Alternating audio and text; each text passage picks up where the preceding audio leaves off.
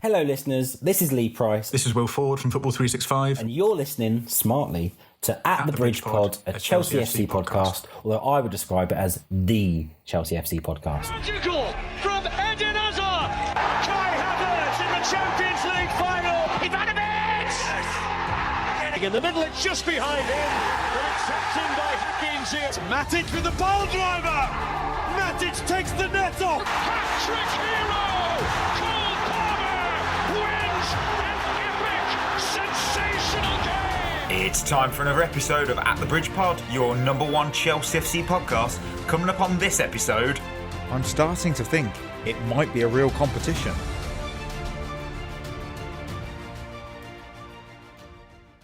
Oh, welcome back everyone to another episode of At the Bridge Pod, and I am your host Mike, and I am joined in a virtual room filled with one incredibly happy lion. I've got Chris, who no one ever says you're negative. Ever, Chris. They don't. Monday show. Monday. What was your moment of the weekend? I actually had quite an eventful weekend for once. That's what we want to hear. In a good way, hopefully. Yeah. In a good way. Yeah, it was actually. Saturday, I went for the day out, just me and my son. Took him to a place called All Things Wild, where they've got like life-size dinosaurs, animals, and soft plays and that sort of stuff. That was really nice because it's the first time in probably a year, maybe, that we've done something just me and him. Like had the time to do something just me and him. So that was nice. And then Sunday, my new girls team, we played in a tournament, playing a year up with 5 players playing 2 years up. And we won. I tell you what, I think that's a perfect weekend. Yeah, it really was. Can't beat Can't that complain. at all. Not at all. You know what? I will start mine with something serious.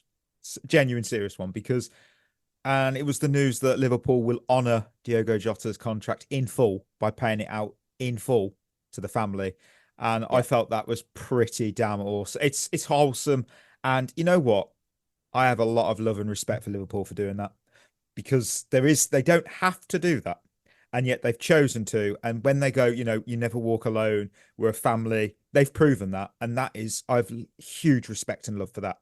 Huge. And we all, obviously, unfortunately, one of the things that happens when a sudden passing happens, people do tend to think as well within the family, especially like a young mum with kids goes, oh, money, what's going to happen? Financial stress, because it happens, and it is stressful. It is stressful, especially as well, like in this sort of situation when it is a footballer. I know we talk about footballers' money and that all the time, but when something like this does happen, the stress on the family to think, well, what I imagine are very expensive outgoings aren't going to change.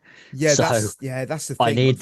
I need the high income still. So where's that coming from? It is horrible, because you want to just grieve and be together as a family, and then unfortunately, you got the financial side of, exactly, because I know like horrible. They live in like, £2 million houses, but I doubt they've paid that off in one go.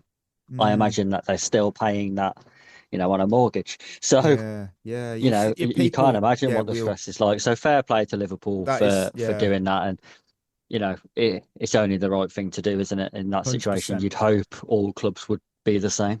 100%. There's no way of transitioning from something that serious to something that's a little bit silly. So I will go to Burnley here, because a moment of my weekend.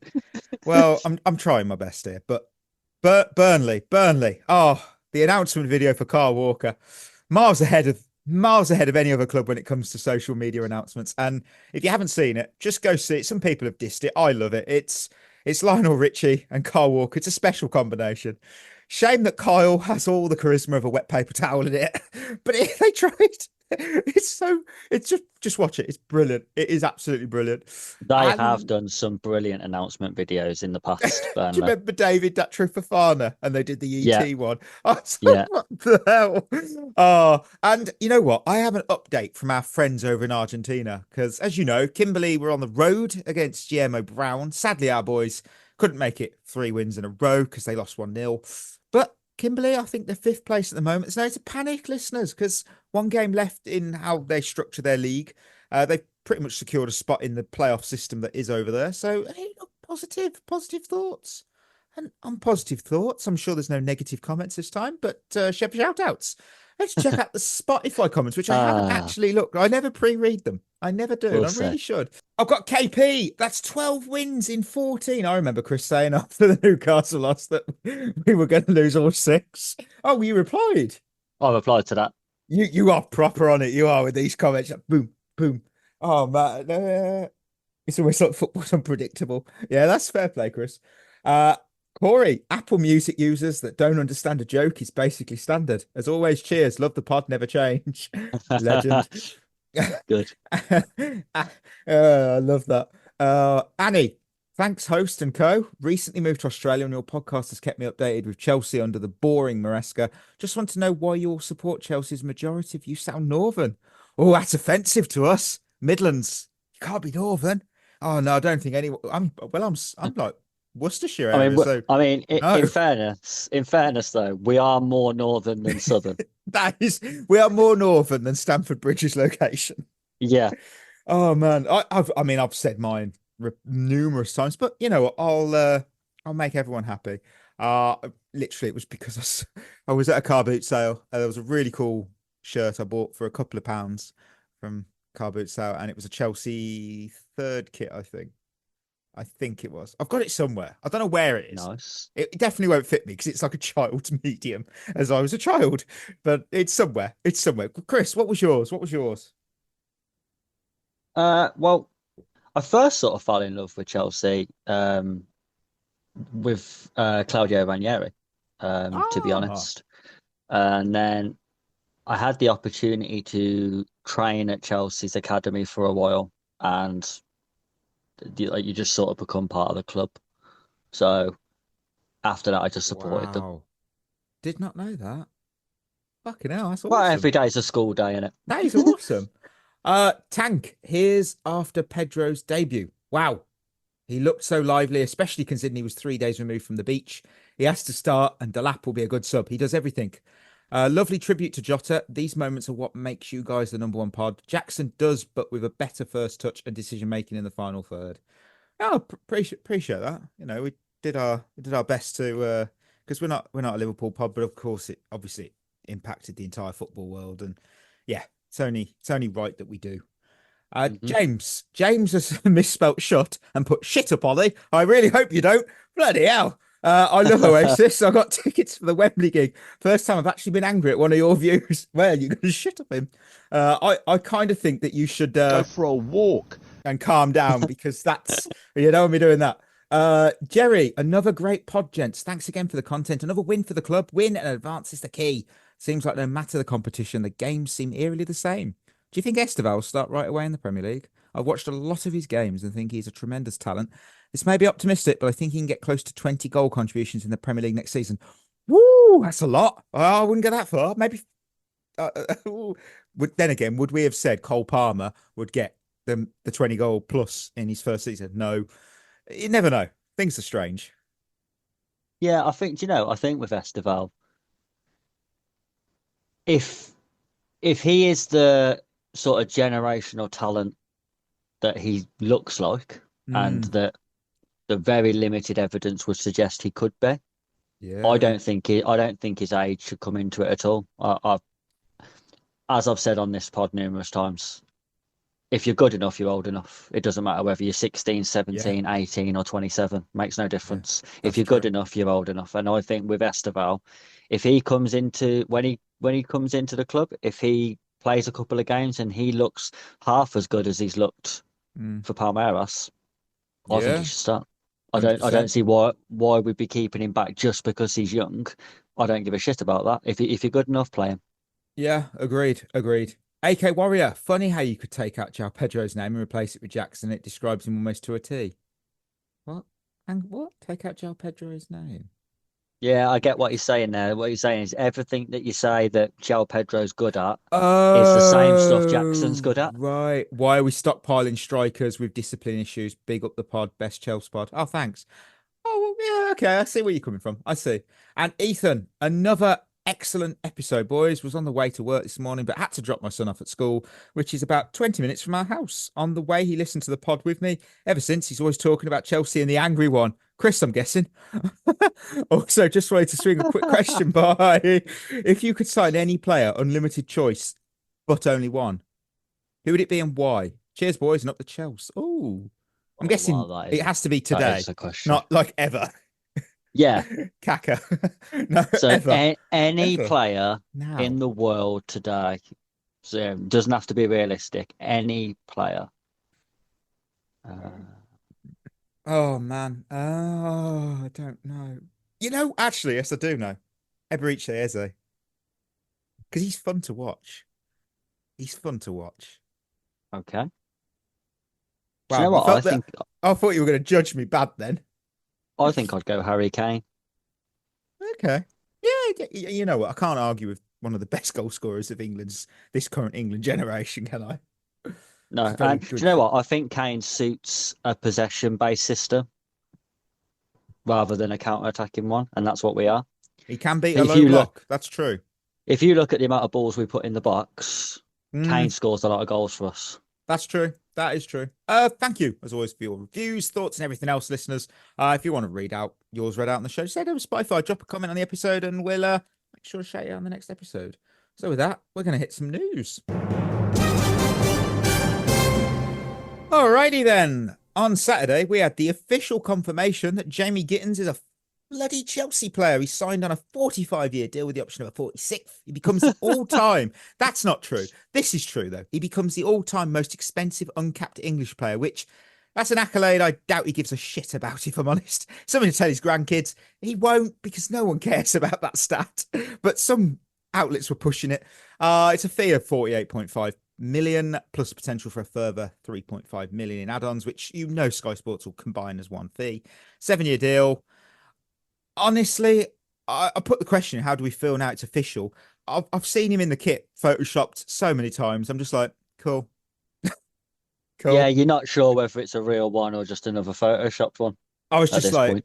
I've said it before. I feel Fabrizio Romano has destroyed my hope for the transfer windows now. I'm like, yeah, great, don't care. Next.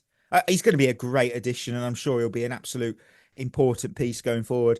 But because it's been pushed all over social for the last, what feels like 2 months, maybe, realistically, I'm like, okay. Yeah. Yeah. Do you know what, though? I think even if it wasn't, I just think it's another one of those sort of transfers because he's pretty much an unknown. He's either he could be Cole Palmer 2.0. Who like a complete shock, who hits the ground running and you think, oh my God, what an absolute bargain. Or it could be Jadon Sancho, where you think, man, he's all right. Yeah. He's not great, he's not shit, he's just all right. Yeah. One thing I don't understand, why are we still putting people on 7-year deals when they brought in the rule that you can only spread it over a 5-year contract now? Because we can maintain control. We maintain control of that player's future. We do. Do you know what? Be honest, 7 years. I get that, but it does make players incredibly difficult to get rid of if you don't want them. That is very true. That is true. We learnt that one. Well, we didn't give Lukaku a 7-year deal. Imagine if we had of.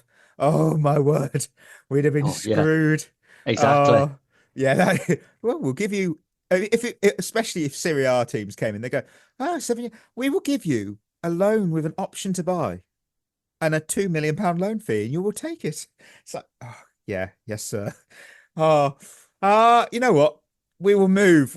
There's 2 more bits of news. This one was big. This was the big piece of news from the weekend.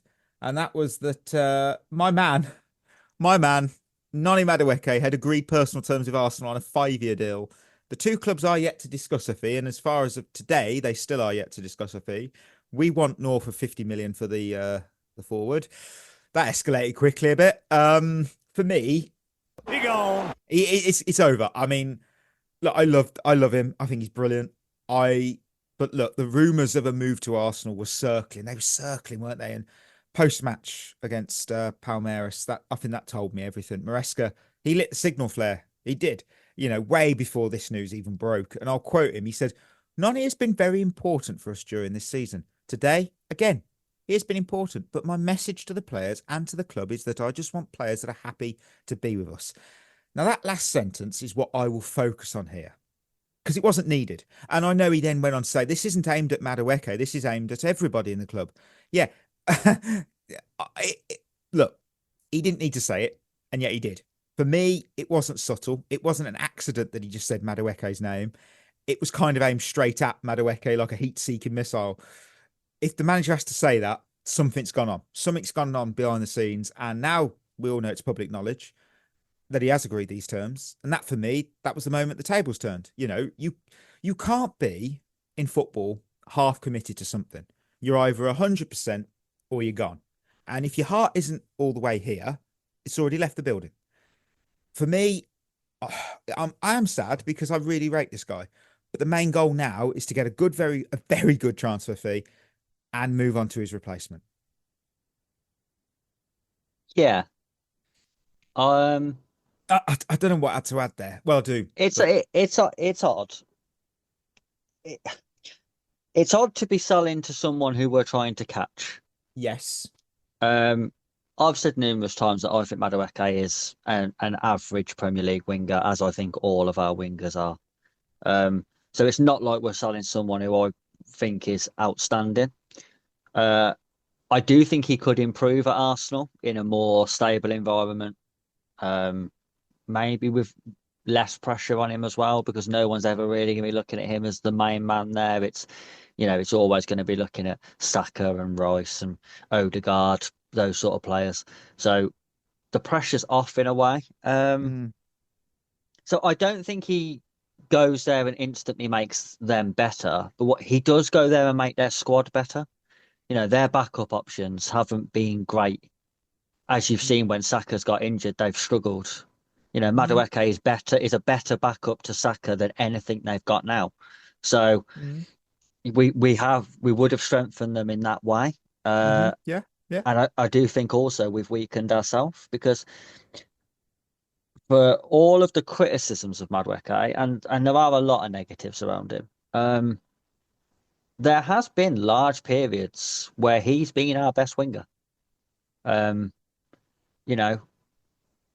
it was does a low leave us... bar, wasn't it? Let's be honest. It was a low bar, yeah. But we have left ourselves relatively short now when you look at it. Also if we disregard Cole Palmer ever playing on the wing, because Maresca seems to hate that idea, we'll have Estevao, Neto, Gittens. That's it. Yeah. So, if Estevao, for whatever reason, does struggle to adapt to the physicality of the Premier League, and we think he can't play a significant role, we've got two wingers. Yeah. So that's a problem. With how many games we've got. It just seems odd to me to be selling a player who isn't necessarily a rotation player, like someone who could push for a start. He could push Pedro Neto for starting. Madueke can, because there's not a lot between the two players. When we've just qualified for the Champions League, it seems odd to be making our squad overall weaker.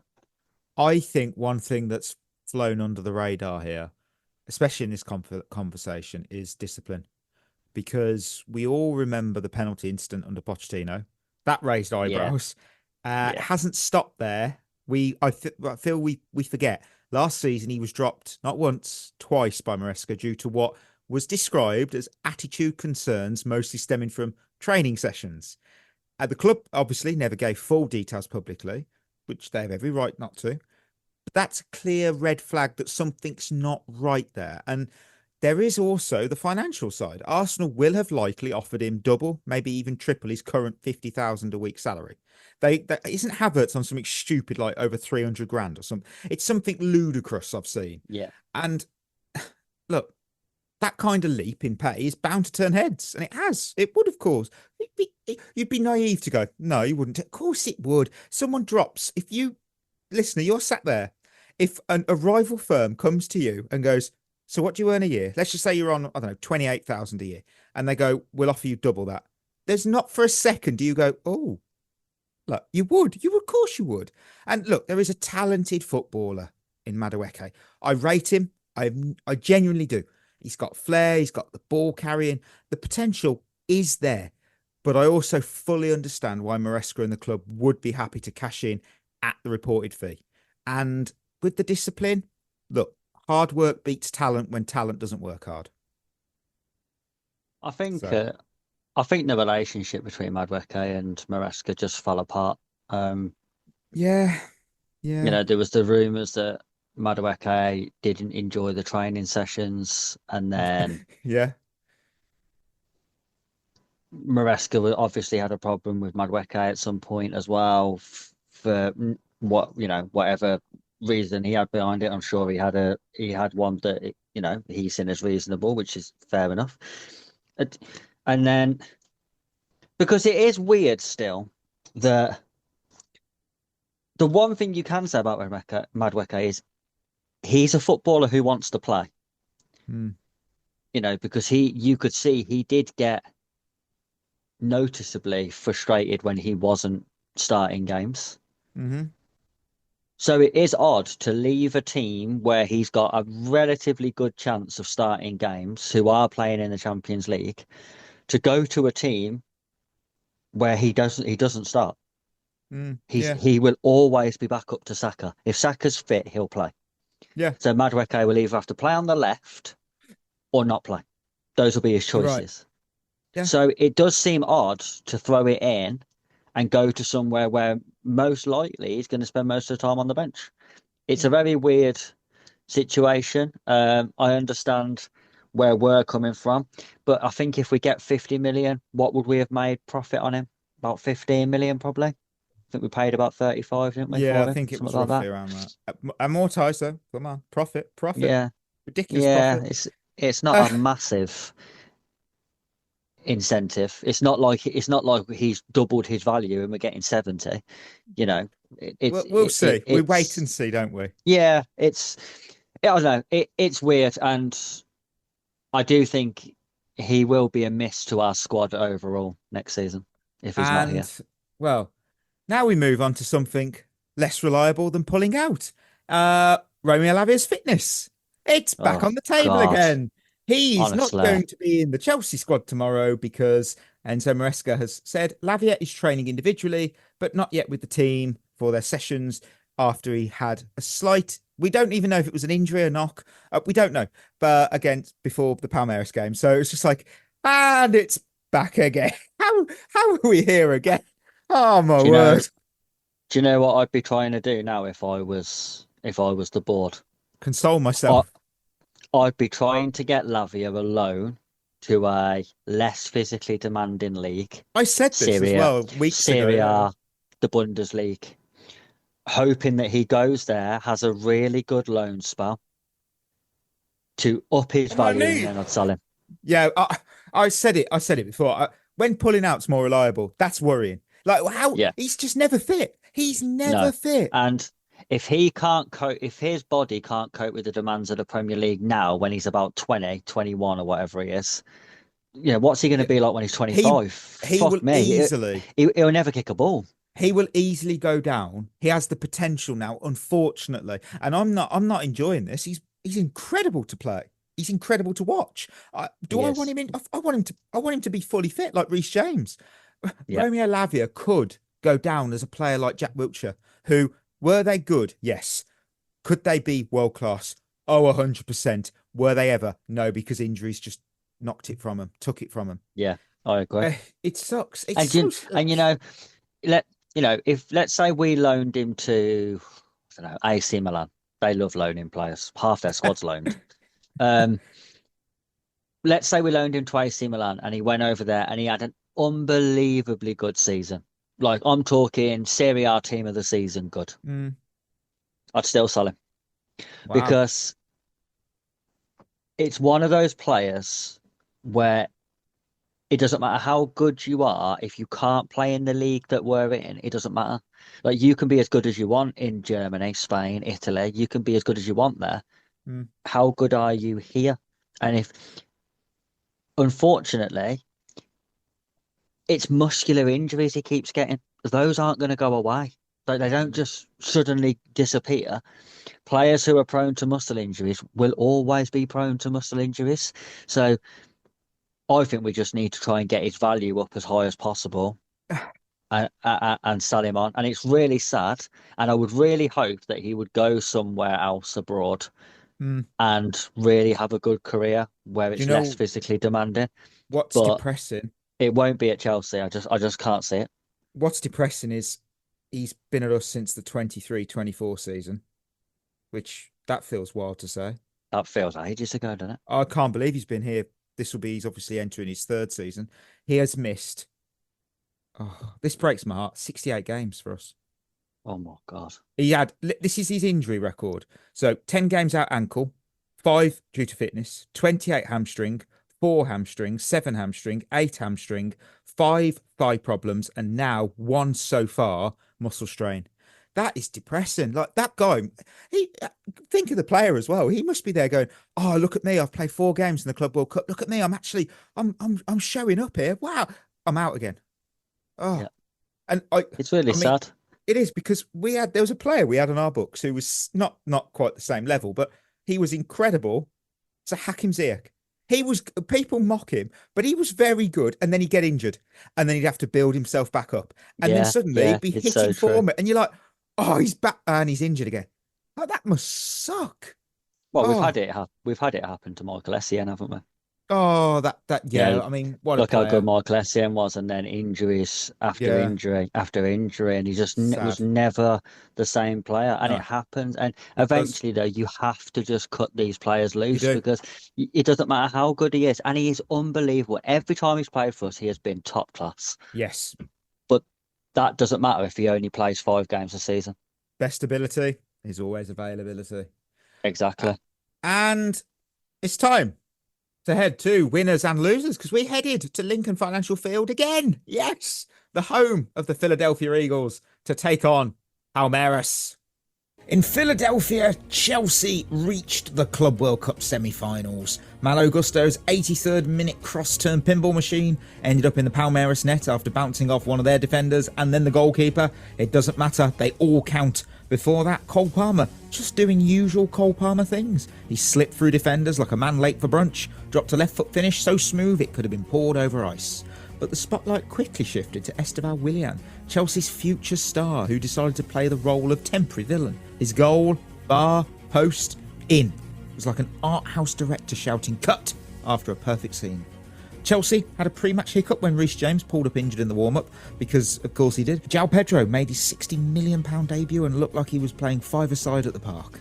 Liam Delap and Levi Colwill, well, they picked up bookings like they're on yellow card scavenger hunts, and they will now miss the semi-finals.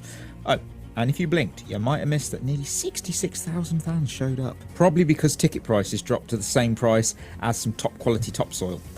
Chelsea, they lived to fight another day. The script might have been messy, the performance might have been weird, but the result was very Chelsea. Next up, it's Fluminense. Oh, Palmeiras 1, Chelsea 2. We did it! Winners and losers. Who have you got? How many have you got, Chris? I've got 3 and 2. I was just about to say 3. Hang on, where is it? 3 and 2. Because for some reason I pressed the wrong button and I took myself to my email, so I don't know what I was doing. that's it. Look, classic show. This classic. I've got my first winner. My first winner is Joao Pedro, and I'm so happy because he's on mine too. He has to be. The At the Bridge Pod Scout report curse is dead. It's buried. The Dewsbury Hall one, we all know it aged like milk in the sun. I don't care. Joao Pedro, aged like a fine Bordeaux locked in a gold vault in just 24 hours. We told you on Friday that he lives in chaos. And boy, did he deliver. He floated into pockets. He threaded passes like he was sewing the defenders together with yarn. He turned that Palmeiras backline into a group of dads looking confused at the IKEA instruction books. Delap is suspended for the semi-finals. the call for me is easy. You start Joao Pedro. You let him cook. He made me excited watching. And I haven't had that feeling for a while with a Chelsea player, but watching him had me excited. Oh, yeah, go on. I mean, it's exactly what you want from a cameo appearance from a new signing. Bags of energy, closing down, showed some quality on the ball. I particularly liked the one with the little back heel inside the box. I think it was to Cucurella who hit it over, but the inventiveness to know where his players are, considering he'd been there about 6 minutes. Yeah, it's everything I expected from Joao Pedro, though. All the stuff that we knew he was good at, he showed in this cameo, which I think shows that there is definitely a place for him in the team, and I think he will be a good player for the team. I just think we've got to not expect him to be a goal scorer, because I think even from this cameo you could see that he's more of a creator. He reminds me a bit of Roberto Firmino at Liverpool. We said this on the show. Yeah, he's not gonna be the one who gets you a lot of goals, but he's going to make the other players around him better. Yeah, literally. Obviously, you weren't on the Friday show, but that's literally what I was saying. I take the blame on the Dewsbury Hall one. No one wanted it, but I was like, we'll push it. And yeah, look, he's still a great servant. He's never complained. We touched on that many pods ago. He's still there. I applaud him. But the Joao Pedro one, aging that well after 24 hours. Oh, come on. And hopefully, I don't think we did a scout report on this guy, but my second winner, Estevao Willian. Yeah, he's on mine too. Oh, sweet mercy, that goal. He hit the bar, he hit the post, he hit every possible satisfaction receptor in my brain. And you know what? Just to hear someone go, goal, goal, goal, goal, goal, inject that commentary. I watched Spanish commentary, by the way, listener, because DAZN didn't upload the English extended highlights. So I was like, I'll watch the Spanish. It was so much better. Oh, my word. And you know what? He's not even our player yet. He's already acting kind of like a Hollywood villain, isn't he? He scored against us. And you know what? He celebrated. And we touched on this on Friday, which, by the way, he absolutely should. His Chelsea contract doesn't kick in till after this competition. You celebrate that, mate. You celebrate it. You play for Palmeiras. You don't play for Chelsea. And I'm not, look, I'm going to park myself. I'm excited. Pedro, Estevao, I'm parking the bus. I'm calming. I'm not driving the Estevao hype train yet, but I have bought my first class ticket and I've packed some snacks because I think it could be an amazing journey. Why was he your winner? He passed the Cucurella test. I think Cucurella is definitely one of, if not the best left back in the Premier League. If he can cause him problems, he's going to be playing against worse left backs in the league. So that's a real positive for us. Confidence doesn't seem to be an issue. I mean, the audacity to even take the shot on from the angle he took it on, let alone score it, for someone of his age is incredible. I think he's a player worth getting excited over. Yeah. And I just really hope that he comes in, and I almost want us to just chuck him in the deep end and say, you sink or swim. Because there has been plenty of teenagers who have succeeded in the Premier League. You know, it's not uncommon for teenagers to thrive in the Premier League if they're good enough. And I think he's good enough. So I would just be chucking him in there, and not for one game. And if he has a bad game, going, right, we'll give you some time now. No, I mean, chuck him in there for 8 to 10 games and say, go on, go and show what you can do. Because I think that's how you get the confidence in a player of this age. He's obviously going to be worried about Can he make it in the Premier League? Is it a step too far for him? All those doubts are going to be there. It's only natural. And I think as the manager, you have to say, we've got full belief in you. Not only you coming in, I'm going to chuck you in and I'm going to say, you're the guy. And if you want to be the guy, go and show it.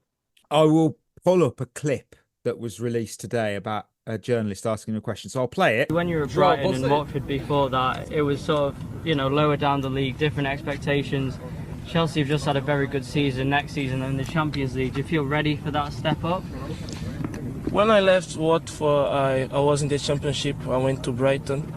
They played the Europa League, and if you watch the group stage, I was the top scorer. So I think I'm ready to new challenge. That's why I joined to Chelsea. I love that attitude. Like that is a mentality. Some people go, "Oh, it's arrogant." No, but look, he's confident in his own ability, and that'll only be good for us. Yeah, exactly. So I'm not complaining. And again, I know some people go, "Oh, but it's an attitude."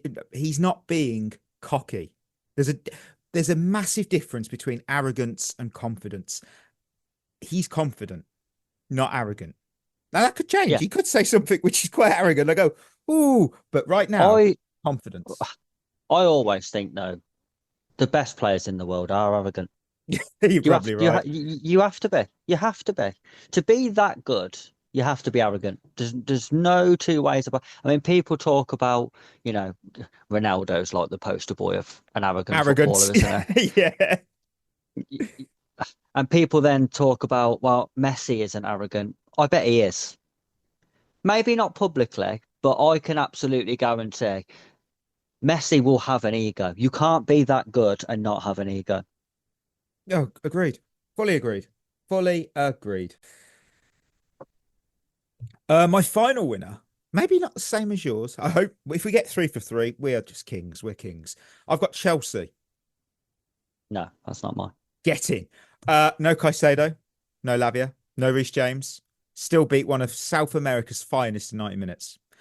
We didn't just survive. We dominated. Andre Santos was thrown into the 11 after Reece pulled up in the warm-up. Kid handled it like he was popping in for a casual 90 minutes. Clean, composed, and completely unexpected. So fair play. And especially for me, because I went to bed thinking Reece was starting and woke up like, what do you mean Santos played the whole match? I was like, yeah. He didn't start. What? So the entire squad deserves flowers for that performance. And you know what? Enzo Maresca's passion at the full-time whistle had me. I mean, I get the feeling we're not just building a team now. We're building the mentality. I'm quite excited. I'm very excited. That's fair. Go on. Who's your final winner? Who is it? Andre Santos. Of course. I was going to have Cole Palmer for the goal. And it was nice to see Cole Palmer scoring again. But yeah. I think with Santos, to get thrown into the team that late and to perform like he did was incredible. And really does show how much of a good player he is. And another reason why we can't afford to mishandle him and lose him, because he is only going to get better, and he has the potential to be one of the best midfielders around. Yeah, he's got everything you would want in terms of attributes. His mentality and leadership and character for someone of his age is also incredible. I just think we'd really miss a trick if we mishandle him this year. And he showed in this game that he can handle playing in our midfield without Caicedo next to him. Because that's always been a little worry, hasn't it, really? That a lot of our players, probably except Enzo Fernandez for a long time, when they come in and they play well and it's next to Caicedo, you think, has Caicedo carried them through? Bit like what Kante did for so long for so many players. You put anyone in midfield with Kante, they was going to look all right because Kante literally did everything. Yeah. So it's always that worry. So to see him come in place of Caicedo and play as well as he did, I thought was really positive signs going forward. And this game really. You look at it, you've got Joao Pedro, new signing, Estevao, new signing, Andre Santos, basically a new signing. Mm-hmm. There are players to get excited about watching this year, which is a real positive for us. I know we spoke about 2 years back when Santos captained Brazil to the under 23. No, not under 23. That'd be insane. Especially at that age, that'd be even better. Yeah, the under 20 South American Championships, and he was the top scorer in that with 6 goals along with Vitor Roque. I mean, he was special then, and he's just. We're doing well. Like, I'm excited. You could tell I'm excited. We're hitting them players that we're going. Andre Santos hit, Estevao hit, Joao Pedro hit. Brazil, we have got Brazil at Stamford Bridge now, and you know what? I can't wait. And, it's funny because traditionally Brazilians are another nationality that have done well at Chelsea. Yeah, Willian. Ignore David all the Luiz, way he left to Arsenal. David Luiz and Ramirez, Alex.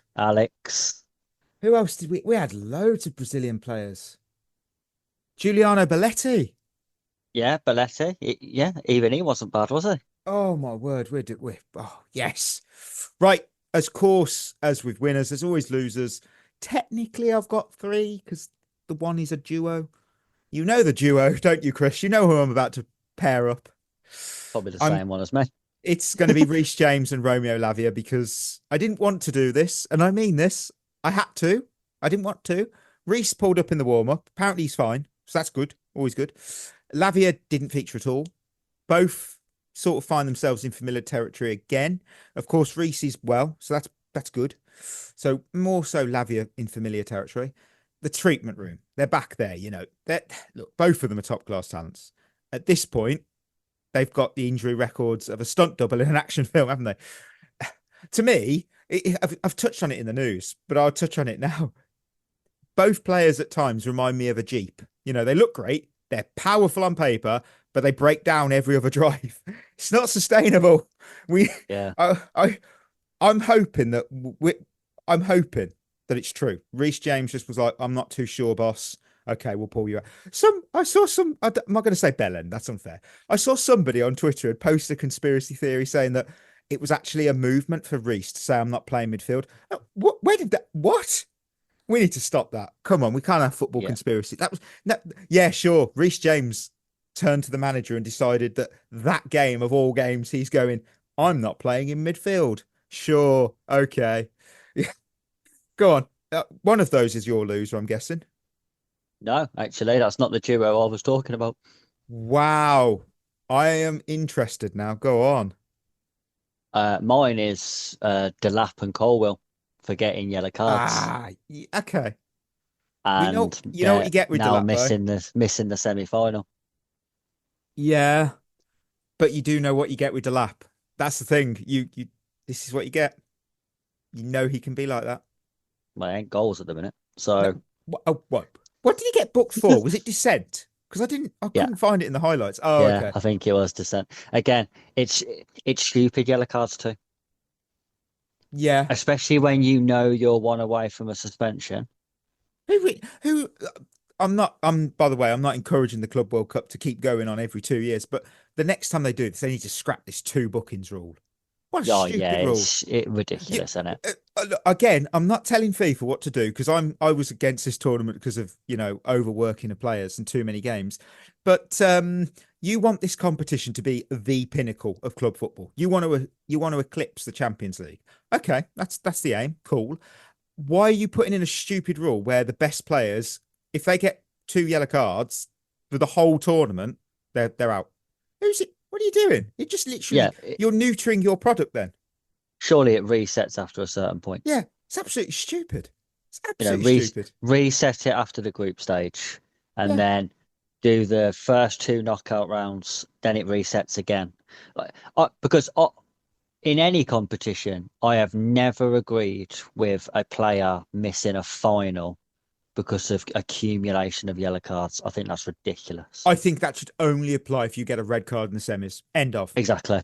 Yeah. You should never, ever miss a final because you got too many yellow cards. It benefited Chelsea when Ivanovic was out.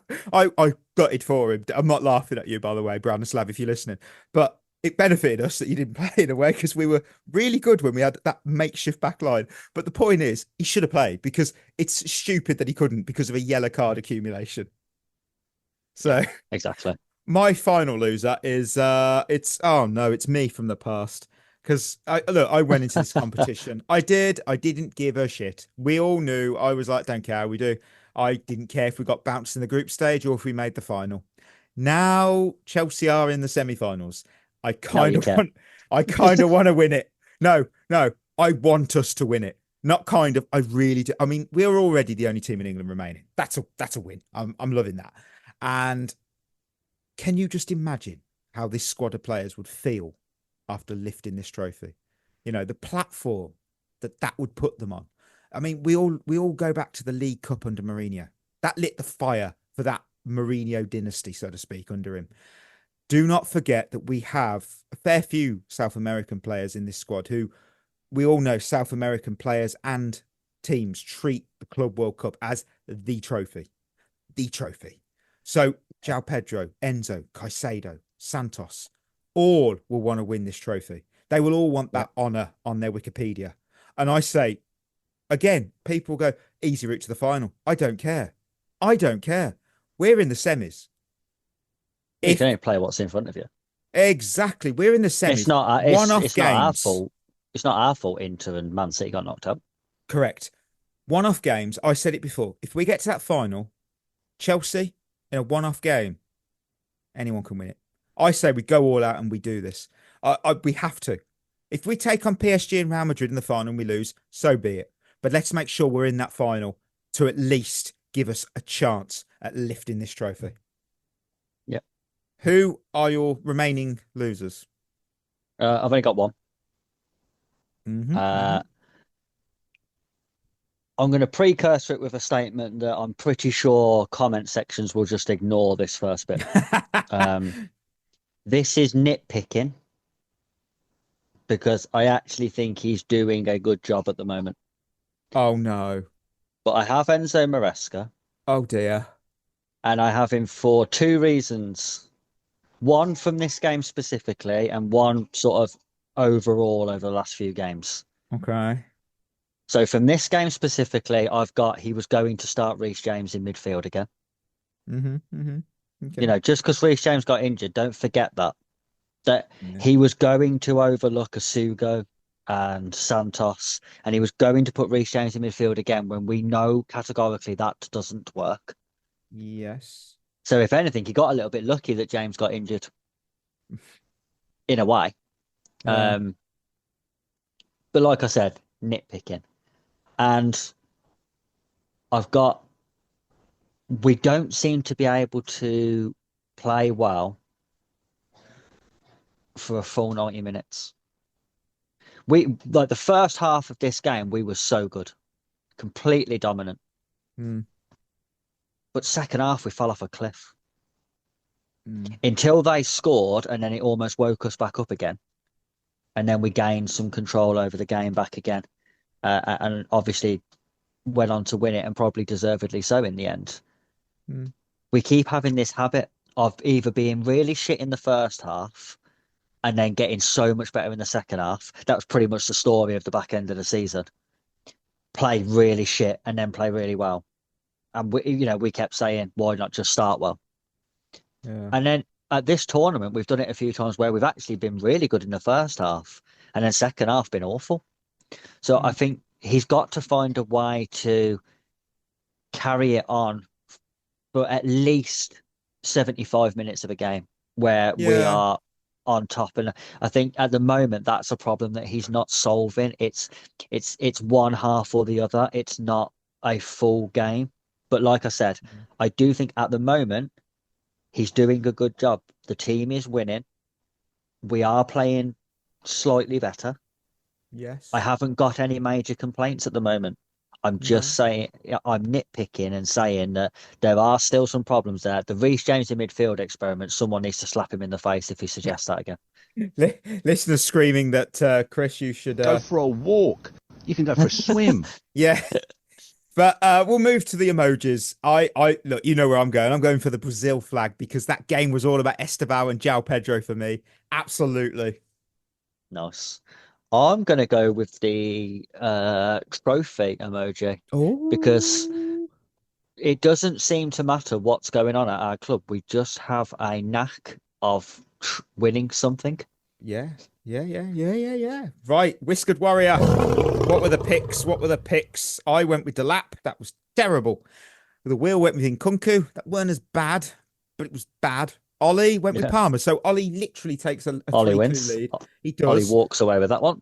Ironically, the actual Lion is actually someone neither of us picked as our winner. For me, I was going to put this guy forward. I was going to go Shevva Chalobah, even though he wasn't one of our winners. But I kind of feel like he should scoot round and get the award because it's him or Palmer. I don't know. Chalobah got the assist as well. Yeah. He had a good game. I'll be honest, it's difficult without watching the full game, which I haven't. Yeah, we had, I don't know how many minutes yours was. Mine was about 14, 15. So again, I'm not watching the full game and someone's going to say, well, you call yourself fans. It was 2 a.m. It was 2 a.m. 2 a.m. I have a life. But also, Chris, we have been noticed that some of our games don't last 2 hours because of obviously unforeseen events. It can be like 4 hours due to the weather. So we have to be sensible that we could stay up, but we could also destroy our Saturdays by being sleep deprived. So exactly. Where do we give it? Do we give it Palmer? Do we give it Chalobah? What do we do? I'd give it to whoever actually got man of the match. It was Chalobah, I think. Well, I'd give it to him then. Man of the match for Chelsea Palmeiras because I thought it was Chalobah. It was given to Estevao. Well, we can't give it to him. That's interesting. I didn't know that. I think personally then we have to give it to Palmer because we know exactly why we're giving it to him. I don't think we can give it to Chalobah based on what we've heard other people say and what we didn't say. Fair enough. Cole Palmer it is. Match preview because we're taking on Fluminense in the Club World Cup semi-finals. Here is the scoop. In the Club World Cup, they finished second in Group F. They beat Ulsan and drew with Dortmund and Mamelodi Sundowns. They knocked out Inter in the round of 16, then Al Hilal in the quarterfinals. Both of those are Inter. They're on the decline, so that's kind of shit. Al Hilal, though, were very, very good this competition. I mean, they knocked out City. So, come on. Player spotlight. It's Thiago Silva. He's always world class. Never less than an 8 out of 10. Unless he plays West Brom, then he's terrible. Yeah, but he's really bad.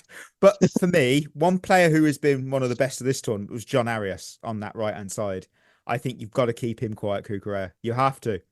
The last time... He will. I hope so. Last time Fluminense beat us in a competitive game was never. We've just never played each other. So, that's the stage. Lion of the week, Whiskered Warrior of the week. You know what? He wasn't even a player at the start of this tournament. I've gone Joao Pedro. I think he starts.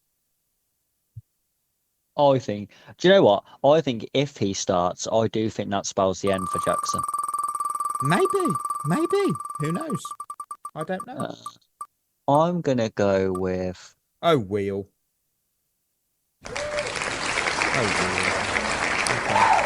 Caicedo will be back, won't he?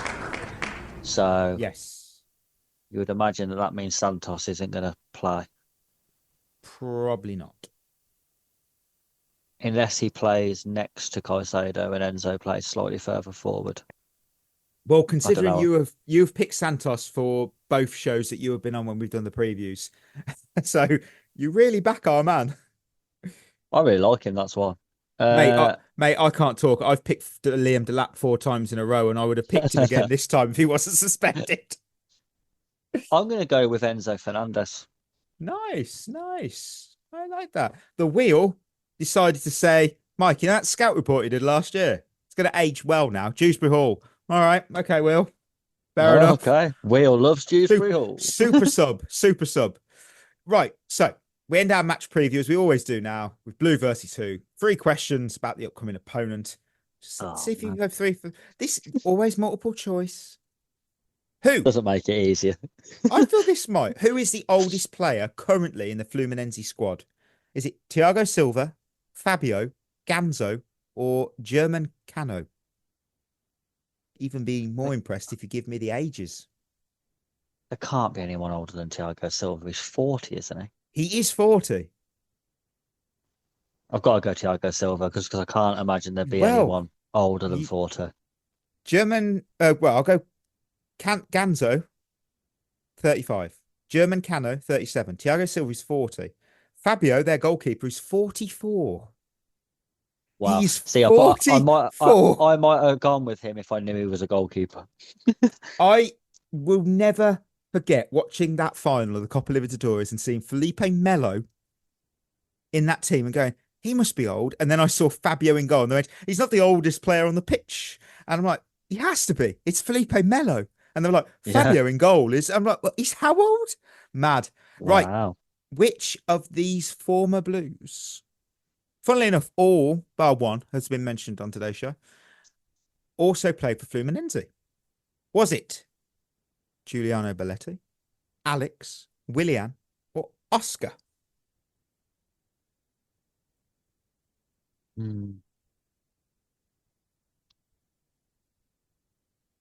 That's a good question. Brilliant question, actually. Yeah. You got to picture them in the kits, haven't you? You're like, yeah, that's what I'm trying to do. Does that look right? Does this look right? I'm gonna say Alex.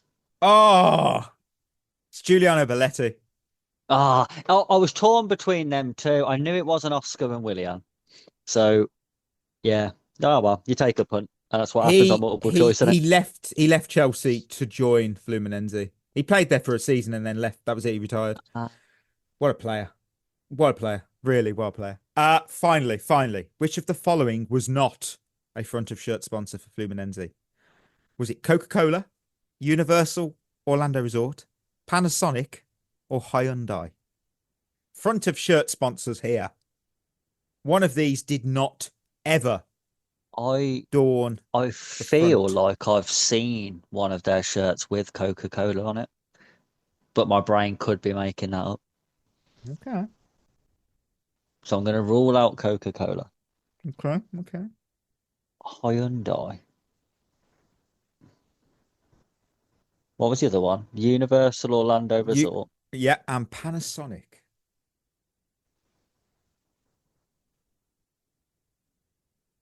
I'm going to say Panasonic. Correct. Well done, Yeah. Chris. And I got one. Honestly, you look at the Universal Orlando Resort logo on that shirt and it sort of works, but it's also very odd. Yeah. Very odd to It's an look odd at. sponsor.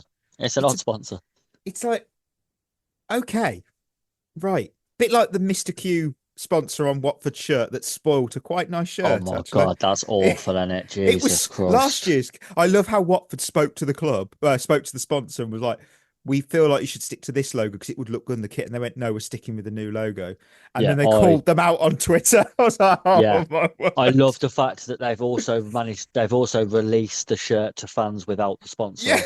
So you have the option of buying it without the sponsor on that. It's just hilarious. God, I'm just waiting to see how Mr. Q react to this. Like, all right, thanks, guys. Appreciate that one.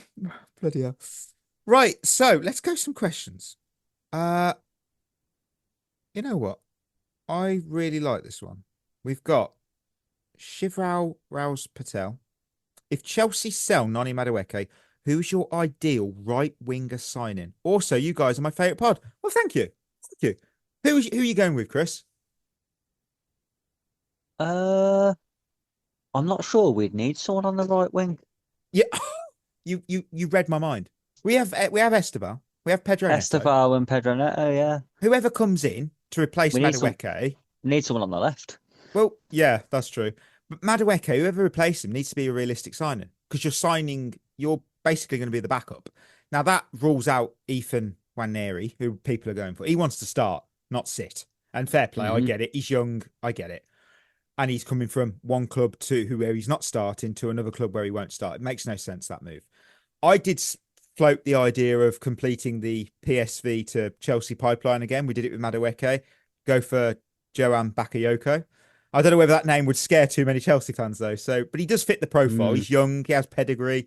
I've been impressed by someone I've already highlighted on today's show, John Arias of Fluminense. Absolutely incredible. But again, he's a bit older. He's 27, and I don't think we're going to do that. Honestly, Go on. I say trust the academy. Tyreek George has shown he can play on either side, and a player we forgot, Genesis, is another name. He deserves a bit of a look. If we're going to sign someone just to be second or third choice, we might as well develop our own. Play the play, obviously, because someone's going to say, so we're going to waste his development. No. He'll be Genesis is going to be in the youth team for a bit. And then we need, okay, so let's just say, worst case scenario, Estevao, Pedro, Neto can't play. Genesis? Yeah, what did you say? Doesn't matter how young you are. If you're good enough, you're old enough. Exactly. If I was going to replace Madueke, I would make it a left wing signing. Mm-hmm. And we won't do this because it doesn't fit the profile. But my ideal signing would be Rafael Leao. Oh, well, he's the first team straight away, isn't he? Yeah. Comes in straight away, starts on the left. Got quality, unpredictable, very good 1v1, which is what Maresca likes his wingers to do. I still think as well can improve. So I don't think he's anywhere near the finished article. I think he can still be refined, and I think he could be an incredible signing. And his price has come down dramatically. I think it was last summer.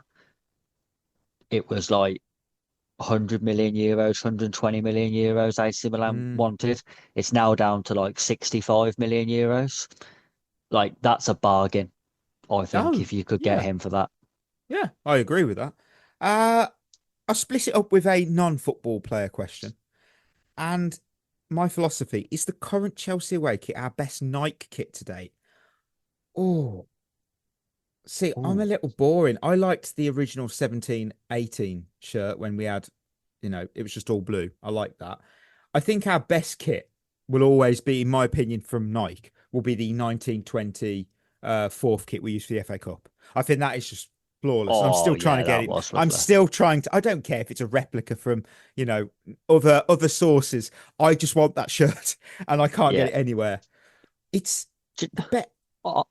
I really liked I liked our home shirt, not season just gone, the one before. Oh, yeah. The one that looked like the 98-99 season one, wasn't it? Yeah, with the white and the little bits of gold on. I really liked that home shirt. I like this season's home shirt, to be honest. Yes, I like this season's. I do like this away kit. I think all our kits this year actually are really nice. I think Nike have finally done a good job on all the kits. Hot take, because some people are going to say that's shit. I tweeted it earlier this week about which first player comes to mind. I really liked that away kit from 22-23 where it was white and you had those weird like blue graphic lines. I just sort of liked it, and I don't know why. Maybe it's because Cucurella posed in it for his unveiling, but I really liked it. The thing is, football shirts are personal preference, aren't they? That is true. Yeah, you're right, because some people will go the Nike kit from 1920, which was the away one, which was the white like mod style polo shirt style kit. Will say that is one of the greatest. As someone I hate collared shirts. I hate that shirt, but that doesn't make it a bad shirt. That just is my personal opinion. But we can all agree shirt for you. Yeah, we can all agree that the 2020-2021 Crystal Palace third shirt we had was the worst. Was the best shirt we've had.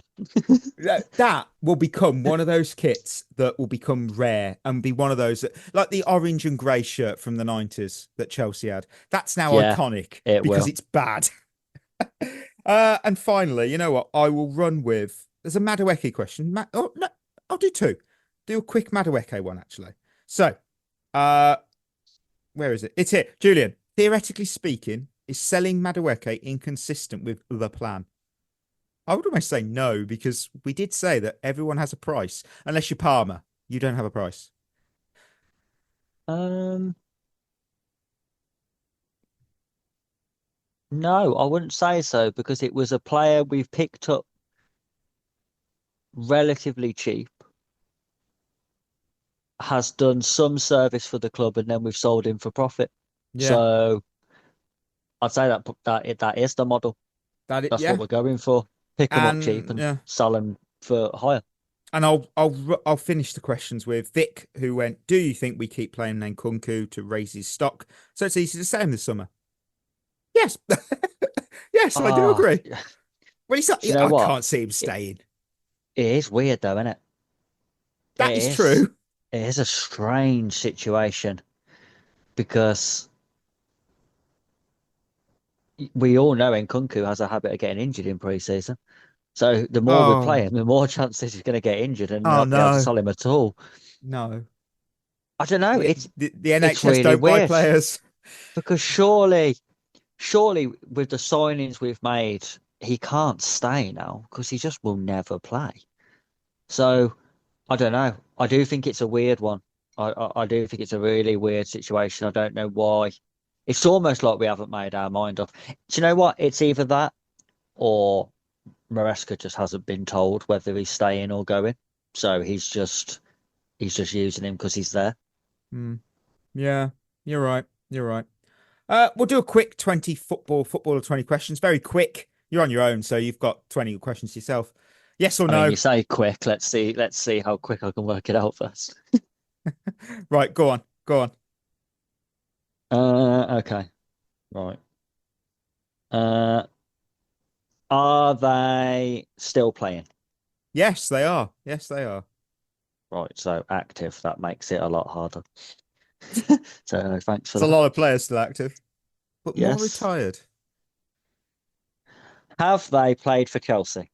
They haven't, but they were probably linked with us. Probably. Well, who hasn't been? Again, that is also true. Could be anybody. Have they played for a top Premier League side? Yes. Okay.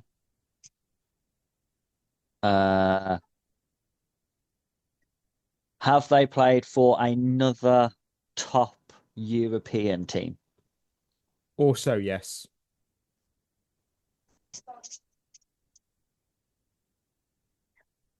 Have they won the Champions League? No.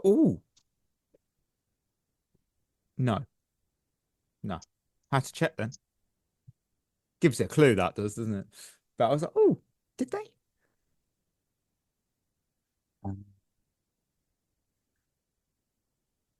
Team they played for in the Premier League? Yes. Predominantly red? No. Okay. So we've ruled out Arsenal, Liverpool, and Man United, and Chelsea. So that only leaves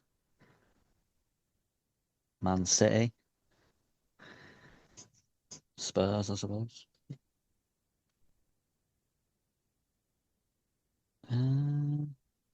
Are they a forward? Yes.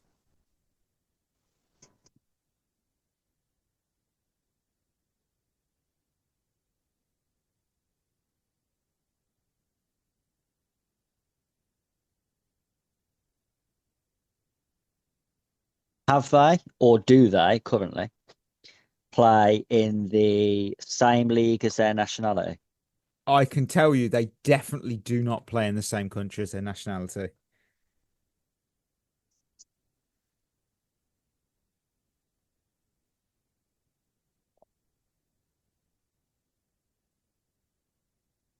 In fact, I'd be nice and say they only played in that country for 2 seasons at the start of their career, and they never returned. Okay. So they're probably not from a top nation. Are they European? They are European. Yes, they are.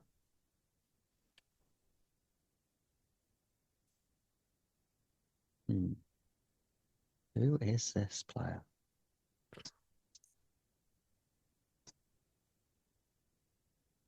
Um,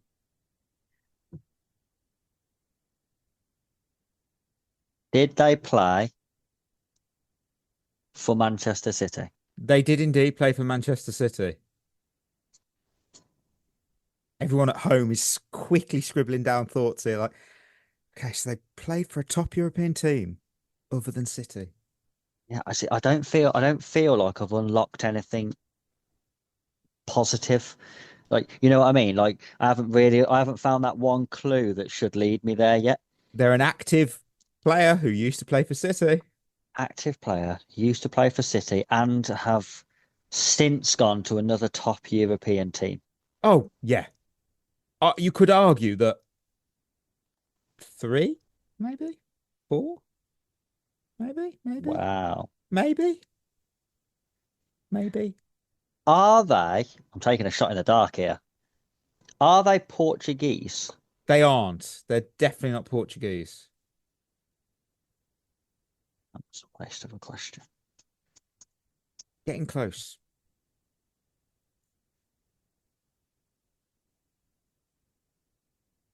It's the forward bit that's throwing me. I'm trying to think of former Manchester City forwards. Yeah.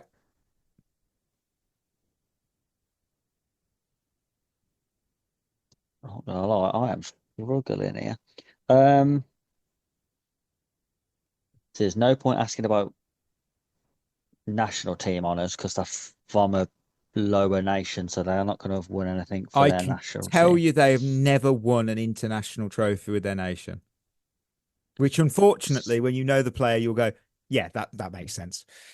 Yeah, I can imagine. It won't be the biggest of shocks.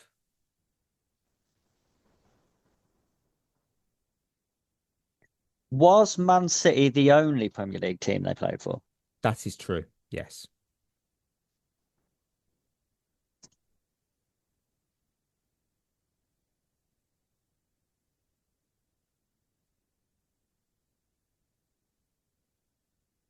I'm going to try and find out where they currently are. Okay. Are they currently playing in Spain? No. I'll even be nice and say they've never played in Spain. Oh, wow. Okay. Italy? Yes. Right. Former Man City forward who's playing in Italy, and I'm going to assume for a top team. Decent team. You'd see them in European competitions.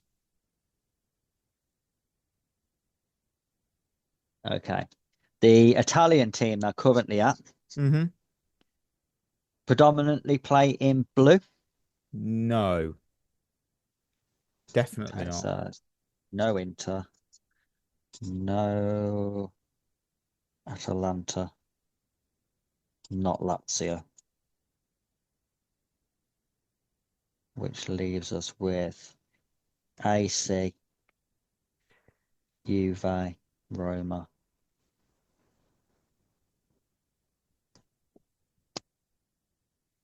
Oh, I'd love to know if any listeners got this early. If they have, then fair play. I always feel it's easier because I'm on the other side of the question. I don't. Yeah, with the answer in front of you. Yeah, it should be easy for me. Did they go directly from Man City to Italy? Yes. Right. Okay. I'll even be nice and say they went on loan to the club, and then the next season they signed permanently with that club. Oh, okay. You've got 4 questions left. You also have 2 guesses, but I don't think you're going to use your first guess. Do you know what? I'm really not. Went on loan. I promise you it's not a player that's obscure. It is an actual player that... No, do you know? You'll know. It probably is someone really obvious, but... maybe. I don't know. Well, I really need to know where they are right now, and then, I mean, you need to know that club. You need to know that club. I do, but with 4 questions left, it's a proper stab in the dark now. Right, I need a question that's going to give me narrow it down to at least 2 clubs. Okay. The team they're at now, is their home kit striped? No. Okay, so that rules out Juve and AC Milan. So that gives me Napoli, Roma. Oh, you poor guy. There's a listener screaming, going, Chris, you're saying the wrong clubs. There's a club there you've missed. A club that's in European competitions. We didn't play them, but we so could have. We could have. We didn't play them, but we could have. We could have last season. That's literally, that is a big clue. Because we weren't in the bloody Champions League, so it's pretty. What league did we play in? Work through the Italian clubs in that. Oh, Fiorentina. There we go. He's got the club. He's got the club. Right, so he's at Fiorentina.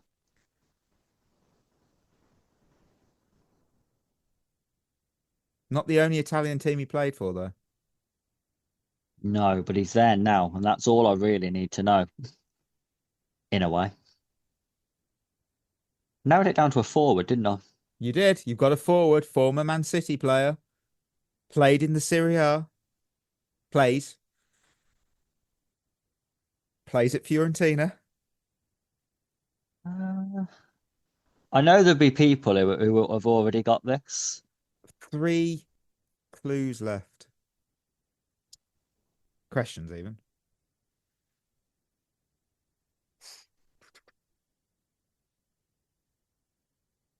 And he's definitely still there. Yeah, he's definitely at this club. I promise you that this club are really hoping he is actually at their club.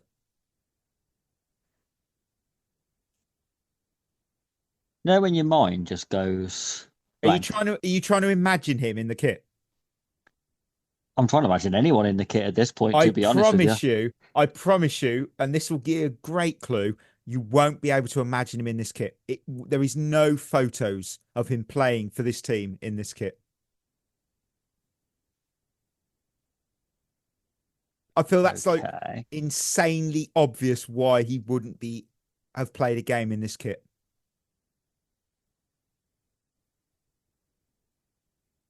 He hasn't even been at the club a month yet. Oh, so he's only just gone there. That's why he's you can't imagine him in the kit.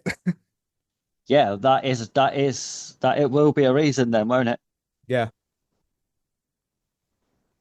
He has 3 daughters and a son. Now, 3 daughters and a son. Just quickly go, I know this. I've seen him walking around the Etihad. He had his family. What? I'll give you his goal score. They've sold someone. So they've sold someone this summer who's gone to Fiorentina. Not from Man City. No. He went to the Serie A, and he then left the Serie A after a long time there. He was at the Serie A for 1, 2, 3, 4, 5, 6, 7 seasons. 8 seasons, I think, actually. What happened to 2020-21? It's disappeared off the list. I understand why. We all forget that year, but he definitely was there. Yeah, he was 1, 2, 3, 4, 5, 6, 7, 8. 8 seasons he was in Italy for, and then he left for 2, and now has returned. Stayed in Europe, though. Stayed in Europe. Still scored a shitload of goals.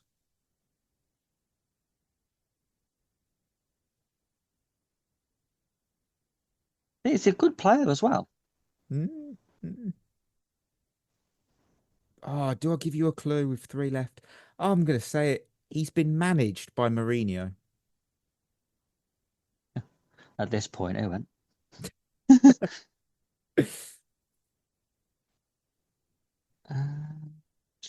Last season, he was managed by Mourinho.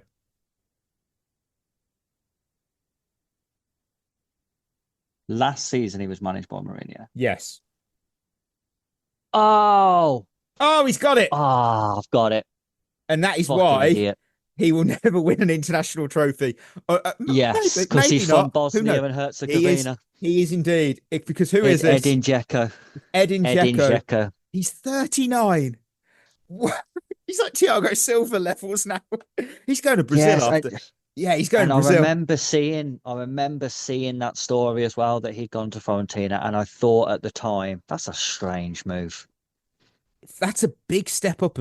Is the Turkish league a step down from Serie A? It's a very competitive league, which allegedly has some issues with officiating. Allegedly, Mourinho would allegedly, keeping ourselves clean here. Allegedly, it's a great league though. Absolute fun league to watch. He didn't win the title though, allegedly because of reasons. So played for Roma as well. Roma and Inter Milan. Yeah, very good at Inter. Good at Roma too, to be fair. I remember that volley he scored past us at Stamford Bridge. That's why I said we were linked with him, because I remember everyone it was at Roma and we went with Giroud. Better choice we made there. Underrated player though, Dzeko. Oh yeah, no one will ever see him as. He was so good at Wolfsburg. He won the fucking Bundesliga. You know what? I always thought he was class at Man City as well. Oh, I mean, scored some really important goals for Man City. We all remember the Wolfsburg team. It had Graffiti. And Dzeko. Yes, what a player. Graffiti, 28 goals. Dzeko, 26. Come on. I mean, underrated team that is. We all forget how good that Whatever team was. happened to Graffiti though? He didn't. He was just one season wonder. Right. I'll go through his quick team. Oh, I've got to pronounce these names. Ferroviaria, Santa Cruz, Gremio, Anyang LG Cheetahs, Goiás, Sao Paulo, Le Mans, Wolfsburg, Al Ahly, Al Sadd, Santa Cruz, Atletico Paranaense, and Santa Cruz. Wow. Shit, he went a lot of time over in South America. He went to the Saudi Pro League before it was cool. Yeah, he went to Saudi Pro League before it was a league. Yeah, before it was filled with a lot of money, so you could get really, really good pay. Wow, I didn't know he wasn't that. getting paid 500 grand a week. I can tell you that. Can you imagine if he was? Bloody hell!